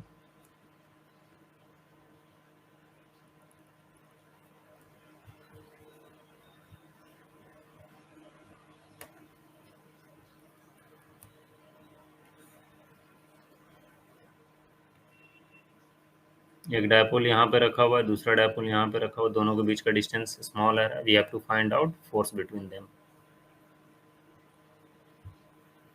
अगर प्रीवियस क्वेश्चन में ये इनफाइनाइट वायर की जगह अगर रिंग दिया हो या डिस्क दिया हो तो आप निकाल पाओगे ना, रिंग के लिए इलेक्ट्रिक फील्ड क्या होता है, याद है, एक्सियल पोजीशन पे, रिंग के लिए एक्सियल पोजीशन पे क्या होता है, kqx/r² + x² का पावर 3/2।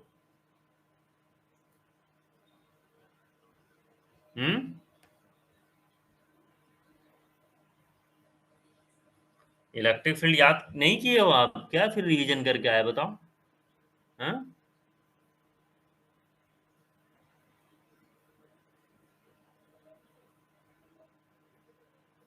रिंग के लिए एक्सियल पोजीशन पे इलेक्ट्रिक फील्ड नहीं याद किया था?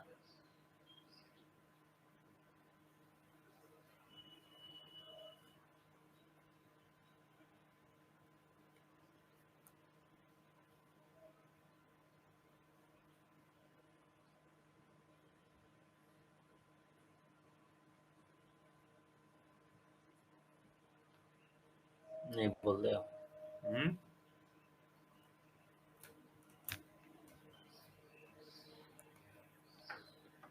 बोलो, हेलो, आवाज नहीं आ रही आपकी।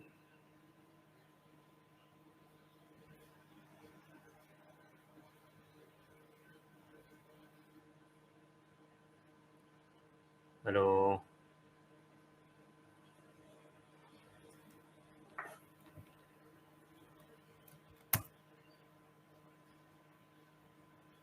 हेलो हेलो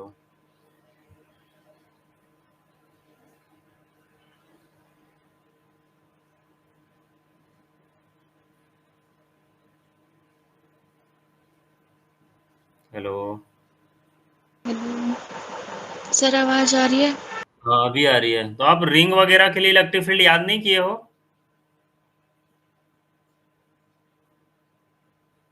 एक्सियल पोजीशन पे ये सर। क्या होता है बताओ रिंग के लिए?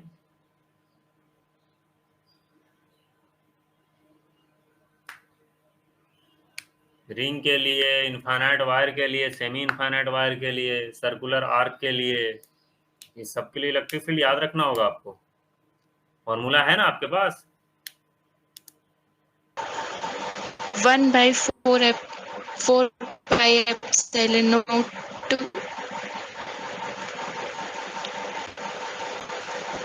किसका बता रहे हो आप? X Q by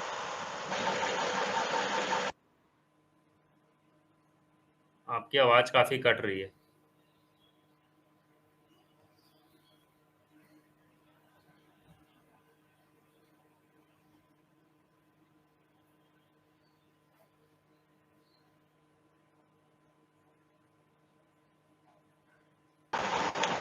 sir 1/4 X Q by are square plus X square की पावर 3/2। किसके लिए?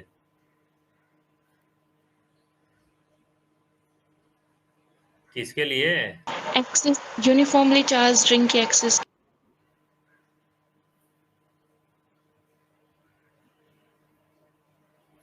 एक्सिस पे वो होता है।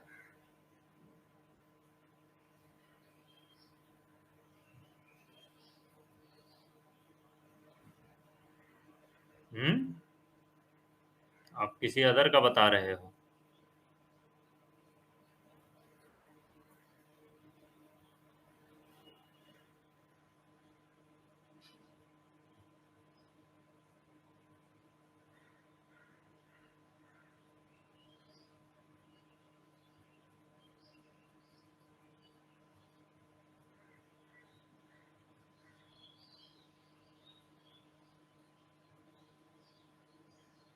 एक्सियल पॉइंट पे ही ना सर? हाँ एक्सियल पॉइंट पे ही बोल रहा हूँ।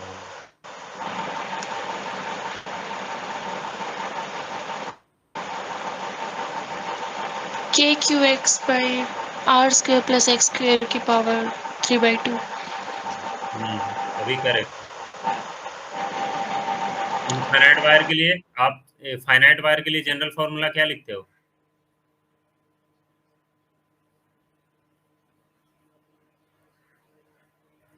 फाइनाइट वायर के लिए अल्फा बीटा के फॉर्म में।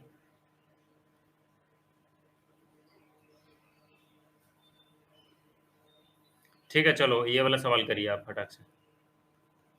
Find force between them short dipole, वो फॉर्मूला वगैरह याद कर लीजिएगा, ठीक है।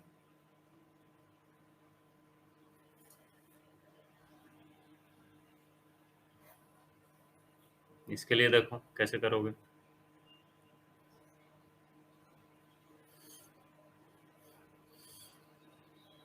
फाइंड फोर्स बिटवीन देम, किसी पे भी फोर्स फाइंड आउट करो सेम ही आंसर आने वाला है। देखिए इसको कैसे करोगे इस टाइप का क्वेश्चन। ये दो डायपोल रखा हुआ है, दोनों डायपोल के बीच का डिस्टेंस आपको पता है। मान लो we have to find out force on P2, ठीक है। Force on P2 due to P1 क्या आएगा? देखो ड्यू टू P1 के लिए अगर इलेक्ट्रिक फील्ड देखोगे तो इधर ही आएगा, एक्सियल पोजीशन पे है। कितना हो जाएगा? 2K P1/R3,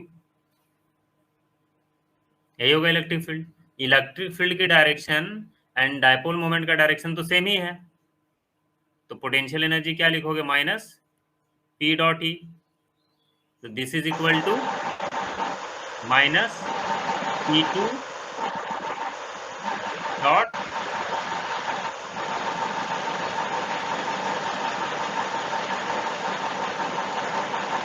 P2 2K P1 by are cube cos 0 degree. आ गया ये potential energy, minus P1 P2 2K by are cube. तो ये आ गया तो फोर्स नहीं निकाल लोगे, फोर्स इज इक्वल टू क्या हो जाएगा, माइनस DU बाई DR। ये वैल्यू हो जाएगी P1 P2 2K minus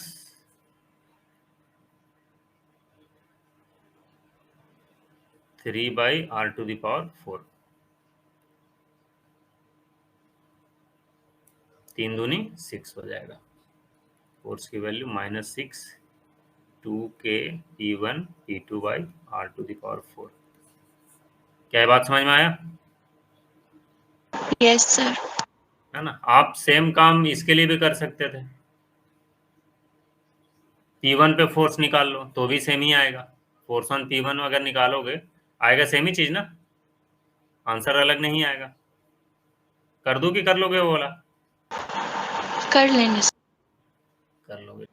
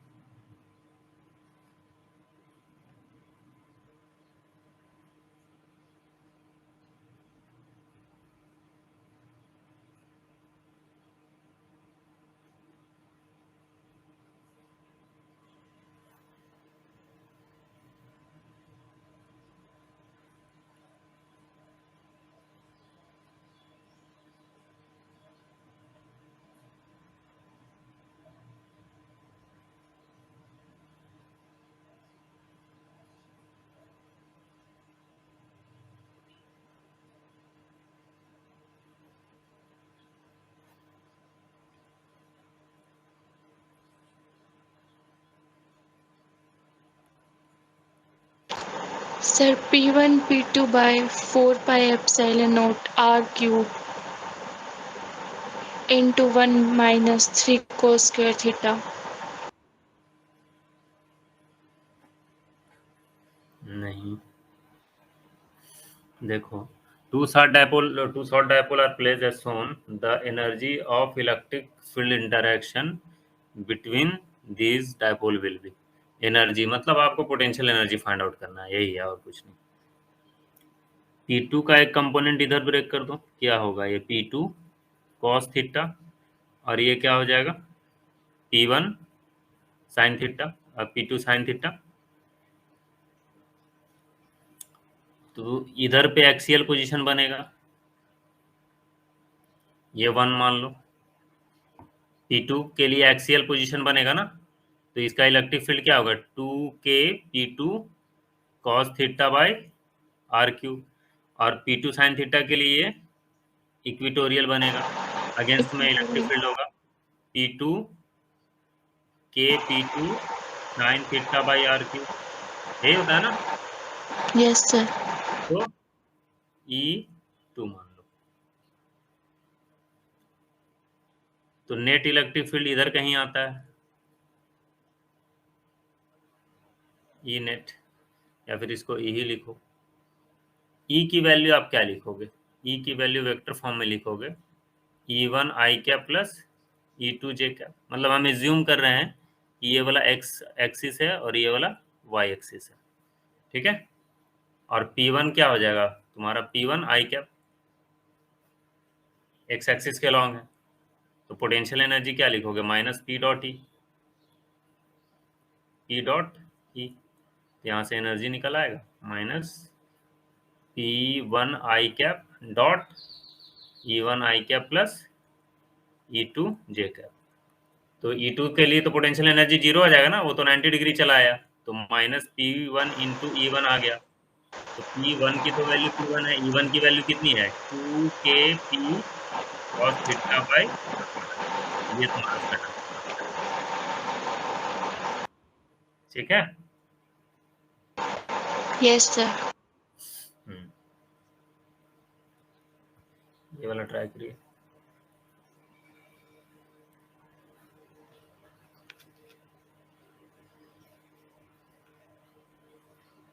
find force of interaction between P1 and P2।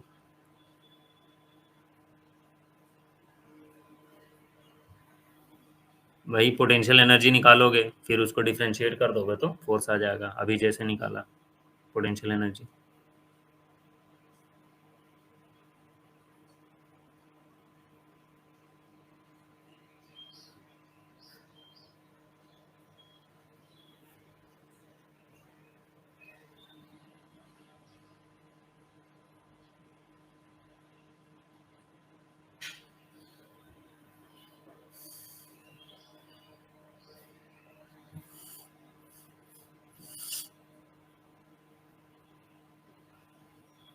Three के P1 P2/4। 3 के P1 P2/4। R की पावर 4। फोर्स की value. Yes sir. Correct correct है। कैसे सॉल्व किया?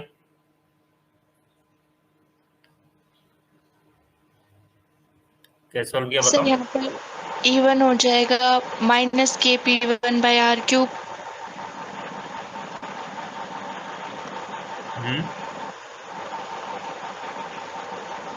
ठीक है, फिर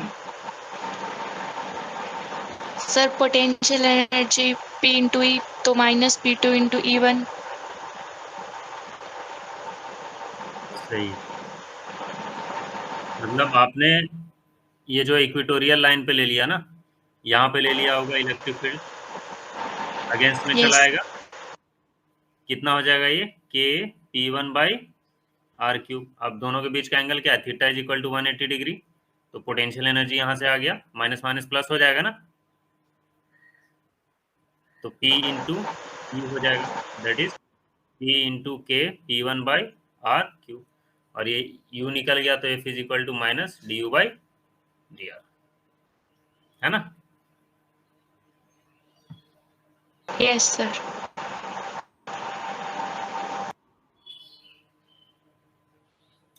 चलिए सही है।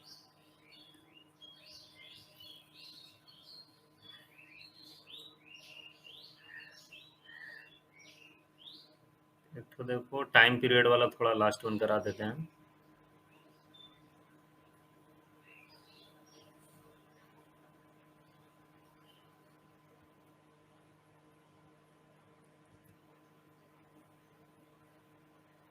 देखो कंसेप्ट है, initially a dipole is in equilibrium, है ना। It is parallel to the electric field, uniform electric field. Find time period of oscillation if it is rotated by an small angle theta.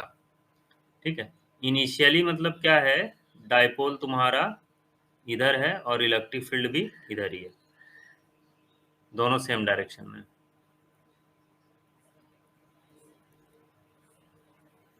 ये electric field है और dipole इधर क्या है, same direction में इधर।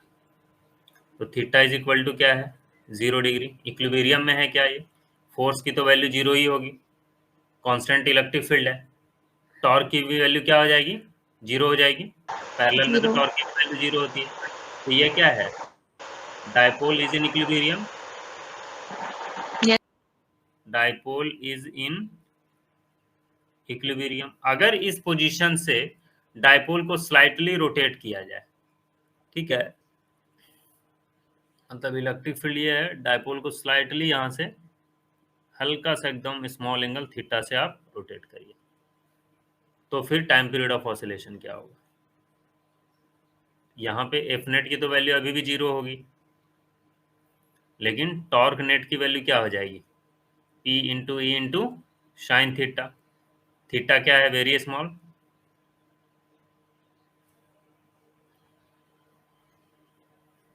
वेरी स्मॉल है, तो sine theta approximately is equal to theta आ जाएगा, थीटा वेरी स्मॉल है। तो टाइम पीरियड ऑफ ऑसिलेशन जो यहाँ पे होता है, डायरेक्ट फॉर्मूला लिख दे रहा हूं मैं, 2 पाई √I/PE। ठीक है, जब आप डाइपोल को इक्विलिब्रियम पोजीशन से स्लाइटली डिस्प्लेस करते हो तो टाइम पीरियड ऑफ ऑसिलेशन जो होता है 2 पाई √I/PE हो जाता है। आई तुम्हारा क्या होता है? Moment of inertia.